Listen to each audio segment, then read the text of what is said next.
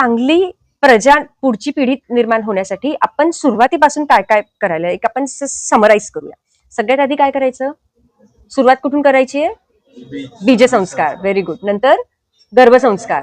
ते झाल्यावर बाळाचा जन्म झाल्यावर लेहन विधी करायला पाहिजे, गुटी द्यायला पाहिजे बाळाला, अभ्यंग व्हायला पाहिजे, काजळ लावल्या गेलं पाहिजे. काजळाचं महत्व आपण मागच्या वेळी बघितलं है ना. काजळ लावल्या गेलं पाहिजे, अजून नस्य व्हायला पाहिजे है ना. या गोष्टी मुलांना आपण करायच्याच. ठीक आहे. मग पाठांतर करताना सगळ्यात महत्वाचं काय, हे तुम्हाला पण उपयोगी पडेल, की सकाळी पहाटे 3:30 ते 10 पर्यंत पाठांतर करायला पाहिजे बरं का.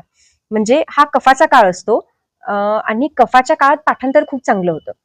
तर पाठांतर हे 10 वाजेपर्यंत करायचं, त्याचं रिव्हिजन दुपारी करायचं आणि संध्याकाळी मग हे का ते का हे जे आपलं डोकं लावायचं काम असतं ना, ते सगळं संध्याकाळी करायचं.